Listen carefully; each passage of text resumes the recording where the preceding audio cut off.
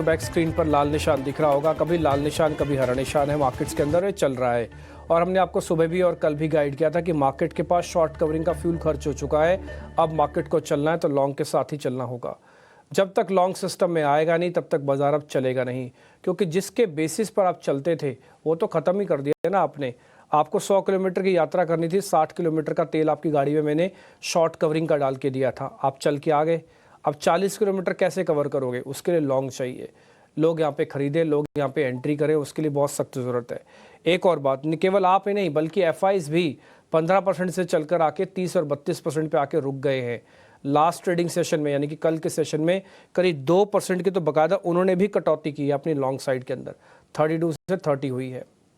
एक और बात, इंडिया विक्स अभी पूरी तरह से एक रेंज के अंदर है, हालांकि पूरी तरह से शांत है। आपको ऐसा कर देगा कि एकदम से ऊपर नीचे शेक करवाएगा, क्योंकि मार्केट काफ़ी लाइट है। ये जो सीरीज से एक्सपायरी से पहले जो बाजार ने ओपन इंटरेस्ट अपना शेड किया है, ये इतना ज़्यादा कर दिया कि बैंक निफ्टी कल तक सिर्फ 55,000 कॉन्ट्रैक्ट के साथ ही खड़ा है। आप सोच के देखो 55,000 कॉन्ट्रैक्ट क्या होते हैं। अगर मैं सारे ब्रोकिंग हाउसेस का मोटा मोटा 1-2 ऑफिस का भी जोड़ लूँ तो करीब 10,000 कॉन्ट्रैक्ट तो वहीं से निकले आएंगे। तो मार्केट में इतनी लाइट पोजीशंस थी क्योंकि बैग में जो भी सामान भरा हुआ था उसमें शॉर्ट्स ज़्यादा थे और लॉन्ग कम थे। तो शॉर्ट्स तो आपने कवर कर दिया, अब आप हो गए थे लाइट। तो लाइट होने पर बाजार चलता नहीं है बल्कि शेक करता है, कांपता है। तो एग्जैक्टली मार्केट के अंदर आजकल वही हो रहा है। बाजार के अंदर अगर आपको ट्रेड लेना है, या तो नीचे आने की वेट करो या तो ऊपर जाने की वेट करो। इस समय जो आप अपनी स्क्रीन पर देख पा रहे हैं ये अनवाइंडिंग का प्रेशर है। आप देख पा रहे हो कि लॉन्ग अनवाइंडिंग बाकायदा ऊपर लिखी हुई है, और ये आपको बैंक निफ्टी में दिखेगी फ्रेश शॉर्ट्स के रूप में। और ये हम आपको मार्च के कॉन्ट्रैक्ट दिखा रहे हैं। ऑल्दो इसमें भी प्रीमियम आ गया आज 50 पॉइंट का, इसलिए फ्यूचर्स में ज़्यादा डैमेज नहीं है। क्या बाजार सर भरभरा के वापस गिर जाएगा? नहीं गिरेगा तो नहीं, बट हाँ बाजार आपको थोड़ा सा अब रुक सा गया है। अब इसको नई ऊर्जा, नई एनर्जी चाहिए, और मेरे को नहीं लगता है 27 तारीख से पहले आएगी। 27 तारीख की डेरिवेटिव एक्सपायरी निपट जाए, अगले कॉन्ट्रैक्ट कैसे बने हैं, रोल ओवर की फिगर कैसे बनी है, कि इसमें क्या क्या पोजीशंस बनी है, फिर थोड़ा गाइडेंस के रूप में आपको मिलेगा। इसलिए 26 और 27 तारीख आपको छोटे मोटे काम है इंडेक्स से जुड़े हुए, मतलब आपको घर के काम है और आप इंडेक्स के ट्रेडर हो तो करके आ जाओ। इंडेक्स कहीं नहीं जा रहा, मार्केट यही रेंज में ऊपर नीचे करेगा। एक्सट्रीम पेसिमिज्म और एक्सट्रीम बुलिशनेस दोनों ही से एब्सेंट है इस समय मार्केट। खैर आगे हमको और गाइड करने के लिए आज काफ़ी दिनों बाद हमारे बहुत ही चहेते गेस्ट वो हमारे साथ जुड़ रहे हैं, विनय रजानी। उनसे हम करेंगे जरा आज बातचीत। HDFC सिक्योरिटी से बिलोंग करते हैं विनय भाई, बहुत बहुत शुक्रिया, थैंक यू वेरी मच। आप कहाँ थे इतने दिन? आपसे बात ही नहीं हुई है, तो कल ही मेरे को पता लगा कि आपने छुट्टी ले रखी थी बीच में कुछ दिनों के लिए। जी मैं एक वेकेशन पे गया था तो वहां पे थोड़ा बिजी था, तो और थोड़े ऑफिस के काम भी निपटाने थे। अब रिलेटिवली बेटर है अभी पोजीशन, और अभी शोज हम कंटिन्यू करेंगे। थैंक यू वेरी मच, आपने टाइम दिया। और दूसरा, आप बिल्कुल हेल्दी और वेल्दी बने रहे, ये हमारी शुभकामनाएं भी हैं।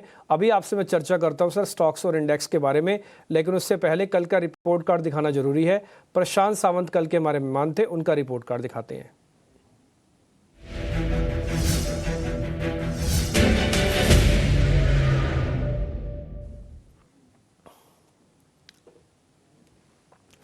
देखिए कल एंजन वन बेचने की रिकमेंडेशन हुई थी, करीब 1.5% का गेन वहां से आया। कमिंस बेचने की रिकमेंडेशन थी, स्टॉप लॉस कट गया। GCPL खरीदने की रिकमेंडेशन थी, स्टॉप लॉस कट गया। अंबुजा सीमेंट खरीदने की रिकमेंडेशन थी, सपाट हो गया। तो कुछ ज़्यादा बड़ा मूवमेंट आया नहीं कल, जो उनके ट्रेड हमने भी बताया आपके सामने रखे। और हमें इसमें बताने में या कोई दिखाने में कोई गुरेज नहीं, कोई शर्म नहीं है भाई।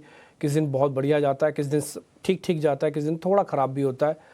तो ये रिपोर्ट कार्ड है, स्लाइटली ख़राब है क्योंकि इसमें स्टॉप लॉसेस आपको 2 दिख रहे होंगे और रिटर्न 1 में, और दूसरा पोजीशन थोड़ी सपाट है। लेकिन कोई बात नहीं, मार्केट मैंने आपको कल भी कहा था बहुत जिटरी है। कल प्रशांत सावंत जिस दिन हमारे साथ जुड़े, कल इतना टफ कॉल है लड़ने लेना कि आपको ये नहीं पता चलेगा मैं किसको प्लस करूं किसको शॉर्ट करूं। और मैं बता रहा हूं अभी भी मार्केट के अंदर ऐसा ही चल रहा है। इस समय भी मार्केट के अंदर ऐसा है, अगर एक गिरने पे आया तो आज ही आज में 500 पॉइंट गिर जाएगा, और नहीं गिरने पे आया तो आज ही आज में निफ्टी और बैंक निफ्टी वापस हरे निशान में आके बंद भी हो सकते हैं। इतना जिटरी, इतना टाइट पोजीशन है इस समय, समझ में नहीं आ रहा कि इस समय पोजीशंस ले ना ले। तो ज़्यादा अच्छा तरीका होता है एक्सपर्ट्स को सुनो और थोड़ा अपने आप को कॉशियस करके स्टांस लेके शांति से बैठो। विनय रजानी हमारे साथ है, थोड़ा गाइड हमको करेंगे। विनय भाई, जब आप छुट्टी पे थे, थोड़ा काम निपटा रहे थे, इस बीच आपको पता ही है मार्केट ने इस 26 दिन के अंदर पहले 15 दिन तो कोहराम मचा के रखा, लेकिन लास्ट के 10 दिन बहुत बड़ा रिलीफ भी दिया। रिलीफ ऐसा था कि बैंक निफ्टी में जितनी 5 महीने में गिरावट आई, उसको सिर्फ 10 ही दिनों में 50% से ज़्यादा कवर हो गया। तो आपकी ज़रा गाइडेंस चाहिए, अब बाज़ार कैसे चलेगा? थोड़ा नीचे आएगा, यहीं टहलेगा या ऊपर जाएगा?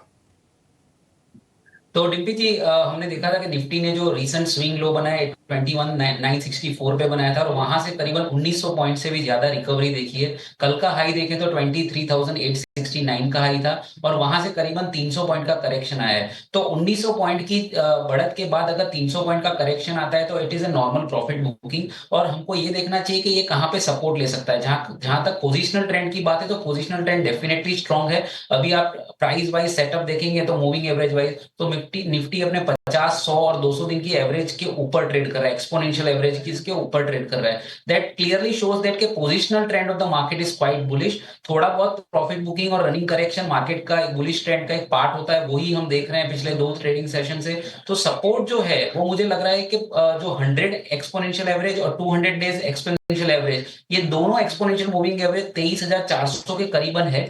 तो वो एक स्ट्रॉन्ग सपोर्ट के तौर पे काम कर सकती है। जो प्रीवियस रेजिस्टेंस थे अभी अब सपोर्ट बन जाएंगे। तो इन केस यहां से अगर फर्दर जो एक्सटेंशन होता है जो करेक्शन का, तो मुझे लग रहा है 23,400, 23,450 बहुत ही अच्छे लेवल्स हैं जहां से वापस से सपोर्ट लेके निफ्टी अपना अप ट्रेंड रिज्यूम कर सकता है। तो कल के सेशन में हमने देखा था मिड कैप और स्मॉल कैप इंडाइसेस हैं, उनमें एक बेरिश एंगल्फिंग कैंडलस्टिक बनी है डेली चार्ट्स पे, जो ऐसा दिखा रही है कि शॉर्ट टर्म में थोड़ा करेक्शन अभी भी एक्सटेंड हो सकता है।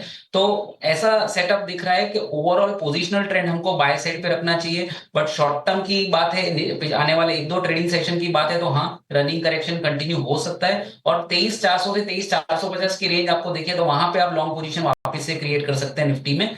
तो एग्रेसिव शॉर्ट पोजीशन मैं यहाँ पे रिकमेंड नहीं कर रहा हूँ। हालांकि एफआईज ने अपने शॉर्ट्स काटे हैं, लेकिन अभी भी आप long to short ratio index future में देखोगे तो कल के क्लोजिंग पे almost 0.49 long to short ratio है। तो अभी भी नेट जो पोजीशन है वो शॉर्ट साइड पे है। तो थोड़ा करेक्शन आने के बाद इनका सपोर्ट वापस से हमको मिलना शुरू होगा। और अल्टीमेटली मुझे लग रहा है कि आप पोजीशनल व्यू लो आने वाले 2-3 वीक के लिए, तो मुझे लग रहा है 24,125 से 24,150 के टारगेट हम निफ्टी में देख सकते हैं। ये पोजीशनल व्यू में दे रहा हूं। हालांकि ये 50% रिट्रेसमेंट का लेवल है जो हमने ऑल टाइम हाई से जो रिसेंट स्विंग लो 21,900 के लेवल देखे, उसका 50% रिट्रेसमेंट अगर देखने जाएं तो 24,125 पे आते हैं। तो ये अल्टीमेट टारगेट होना चाहिए, बाय ऑन डिप्स का भी होना चाहिए और 23,400 के लेवल्स पे हमको एक फ्रेश लॉन्ग पोजीशन बना सकते हैं निफ्टी में।